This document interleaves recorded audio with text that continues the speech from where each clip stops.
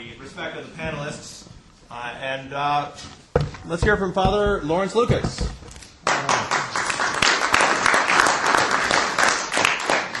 Good evening, and I thank you for having me here. I almost goofed when I responded to Sanders' email. I thought I was going to be sitting out there with y'all. And so he made me back this afternoon. Now you're speaking. So, what are you going to speak about? Well, less the part of it. At this short notice, I'll say something about a crime scene. But first I want to point out that too many in this country operate under, my mind is already made up, don't confuse me with the facts. And as long as you operate under that principle, well, that's why we're where we are today. Are those folks who believe that my country can do this when Morales spoke about false flags?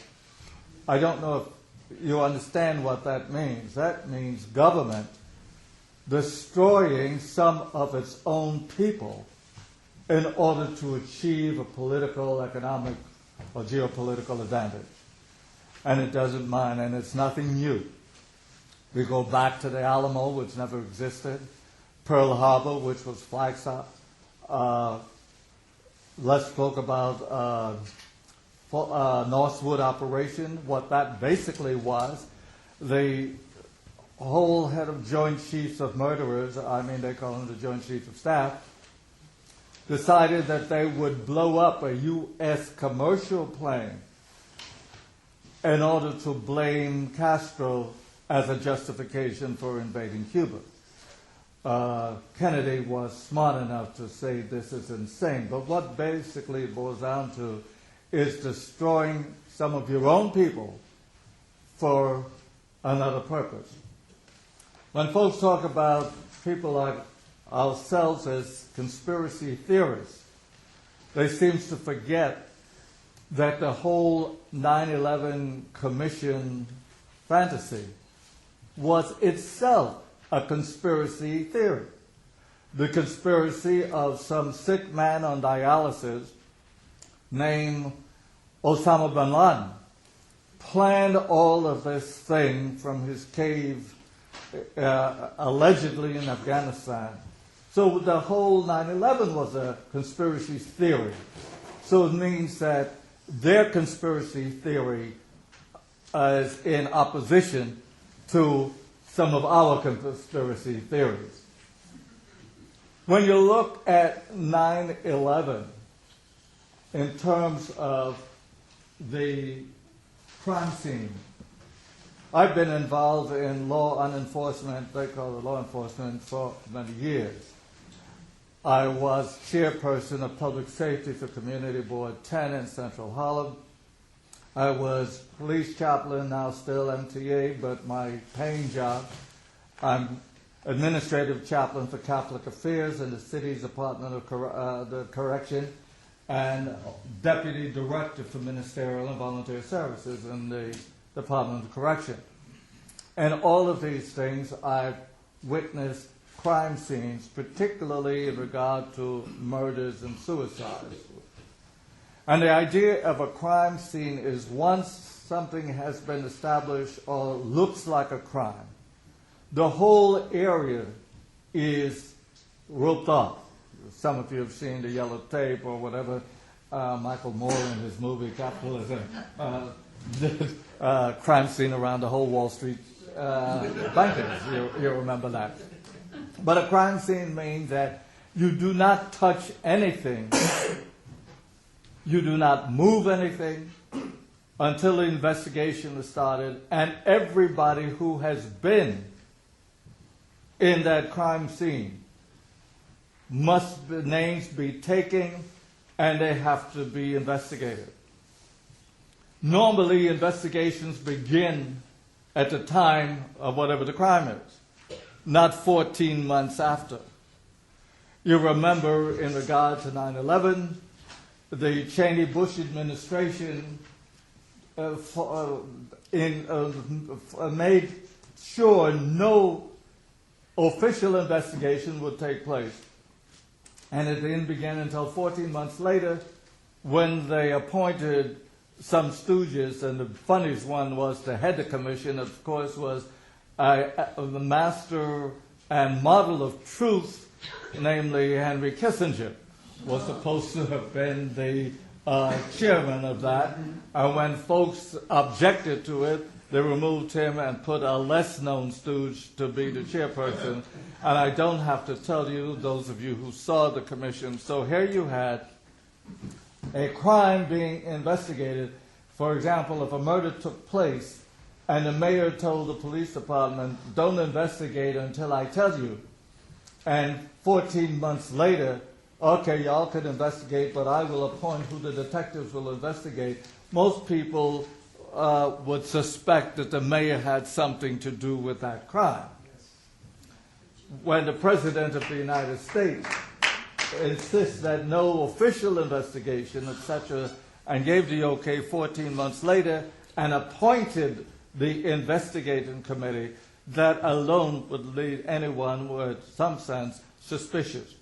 But unless you have the illusion that your country is just above killing its own, in spite of, as Les pointed out, a whole history of the so-called wars that we have been involved in has been orchestrated. Even a president who, for his domestic policies, I admire Roosevelt, Pearl Harbor was orchestrated in order to justify getting into the Second World War to save England's backside.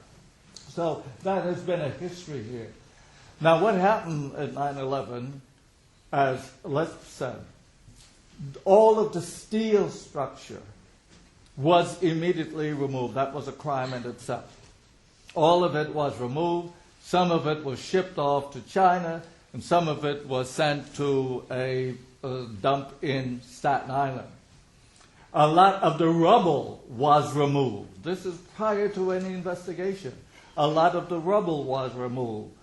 One would suspect that they did not want the rubble to be examined because, as you remember, many of the fire department who was there insisted that explosions or heard explosions in those buildings. I won't go into the already overwhelming evidence for those who are involved in building and so forth, said that the planes could never have brought down the World Trade, any of those buildings. Now, building number 7 was never even hit by a plane. Part of it was the removal the week before of the bomb-sniffing dogs from the World Trade Center. And, of course, 9/11 commission never inquired as to who gave the orders to remove those bomb-sniffing dogs, etc., etc. So the whole crime scene was totally violated, and anybody who were involved in giving the orders for the shipment of the steel, who gave the orders for the shipment of the rubble, were all committing felonies and should be where I am and on the way upstate or in federal prisons, because these were all felony crimes. When you destroy the crime scene, you have actually removed the possibility of any serious investigation. And that was the reason for destroying the crime scene. And so once you appoint a commission some 14 months later, all of that was a joke or showboating for people or for those who do not believe that you are as evil as you actually are. So that was one of the essential ingredients why you couldn't possibly begin to believe anything that the conspiracy theory of the 9/11 Commission, because they had nothing seriously to investigate. And that's why you saw the charade. And of course it hit its high point when the accolade being given to little Hitler, Rudy Giuliani, and when the relatives and friends of those who were killed, if you remember during the hearing, they got up and say, "Tell the truth, Rudy, tell the truth, Rudy." Rudy didn't even know what truth meant, so it was impossible for him to do that. But at least they were intelligent enough to realize that they were being scammed. So regardless of what the conclusions we may reach about what really took place at 9/11, although there's a whole lot of evidence pointing out that this was, again, a false flag operation, at least you could say that the 9/11 Commission report is not even worth good toilet paper.